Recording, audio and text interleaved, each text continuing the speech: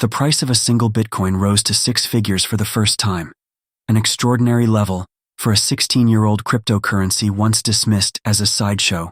In May 2010, Laszlo Hanyecz, an early cryptocurrency enthusiast, used Bitcoin to buy 2 pizzas from Papa John's. He spent 10,000 Bitcoins, or roughly $40 at the time, in one of the first purchases ever made with the digital currency.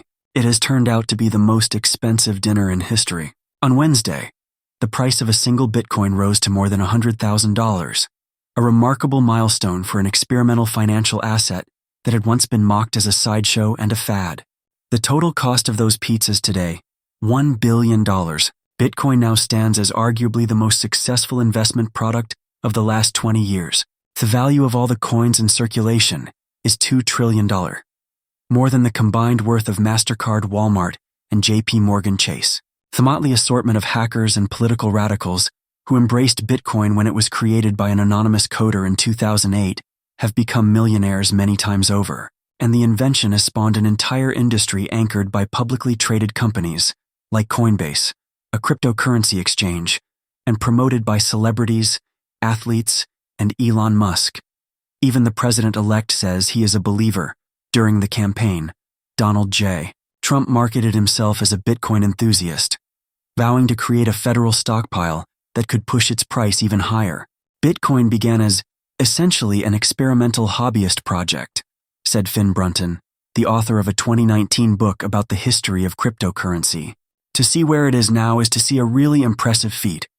Bitcoin's rise to $100,000 signals its now undeniable status in the global economic system.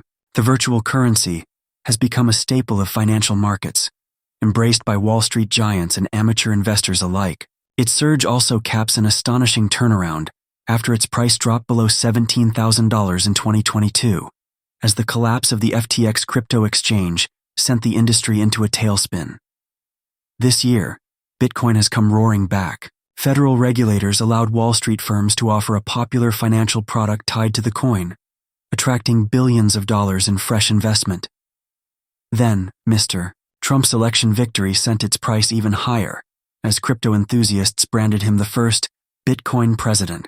In a matter of months, Bitcoin investors went from bemoaning tough regulation under the Biden administration to shopping for Lamborghinis and gloating on social media.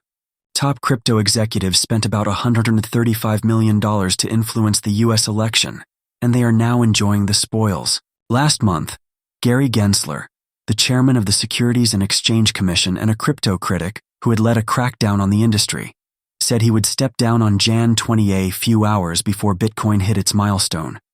Mr. Trump picked Paul Atkins, a former regulator and founder of a financial consulting firm, as the next SEC leader. Mr. Atkins has advised a crypto industry group and is viewed as an advocate for digital assets. There's an enormous amount of excitement in the industry right now, said Jeremy Allaire, the chief executive of Circle, an influential U.S. crypto company. A lot of positive energy. Still, Bitcoin remains prone to extreme volatility. Its price sometimes drops when the global economy struggles. Environmental groups have raised concerns that the energy required to run Bitcoin's software contributes to climate change, and the technology has long been used by scammers and thieves. While some of that illicit activity has fallen off, cyber criminals use digital currencies to facilitate about $500 million in ransom payments over the first 6 months of the year, according to the crypto forensics firm Chainalysis. Before it became a cultural and financial phenomenon, Bitcoin was just an idea sketched out in a 9-page white paper posted on an internet mailing list on Halloween in 2008. The author was a mysterious coder who used the pseudonym Satoshi Nakamoto. At its most basic, Satoshi's vision was a type of digital money that people could exchange without relying on banks to process the transfers. Every transaction would be recorded on a publicly visible ledger known as a blockchain. Early enthusiasts envisioned Bitcoin as the foundation for a new kind of financial system that would be governed by code and exist outside the supervision of Wall Street firms and government regulators. They also viewed Bitcoin as a long-term store of value. It was programmed to have a fixed supply, so it would be resistant to inflation. The Wall Street establishment dismissed Bitcoin as a passing trend and a tool for criminals. Jamie Dimon, the chief executive of JP Morgan Chase, called Bitcoin a fraud and a Ponzi scheme. Mr. Trump once decried it as a scam, devised to undermine the US dollar. But believers thought Bitcoin might someday facilitate real-world transactions. On May 18, 2010, Mr. Hanyech posted in a popular Bitcoin forum, offering to send 10,000 Bitcoins to anyone who ordered him pizza from Papa John's. Like maybe 2 large ones, so I have some left over for the next day, he wrote. A deal was struck, and the event became known as Bitcoin Pizza Day. Over the next decade, Bitcoin inspired thousands of other digital currencies with names like Ether, Solana, and Dogecoin, some of which also became enormously valuable. In November 2021, Bitcoin's price soared to nearly $70,000, setting a record. The crypto world was ascendant.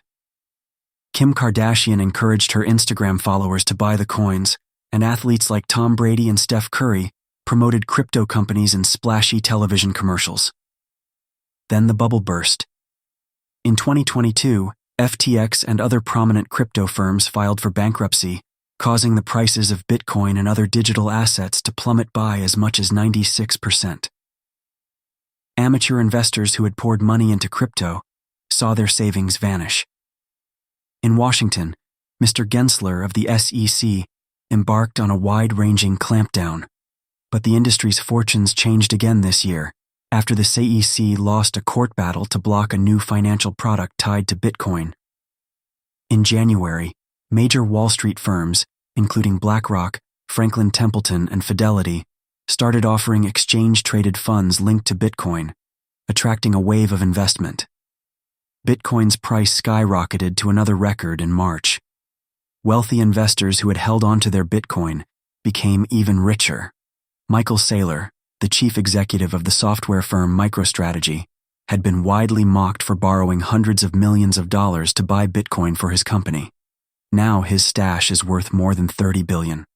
On the campaign trail, Mr. Trump proclaimed himself a Bitcoin enthusiast, promising to fire Mr. Gensler and end the SEC's crackdown.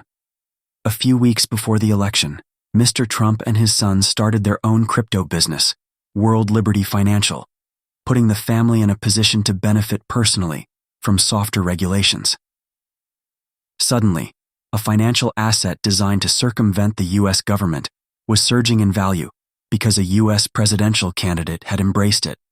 Bitcoin has risen in exactly the opposite way that it was intended, said Mr. Brunton, the crypto author. By being something where its real value comes from its association with a politician and a state actor.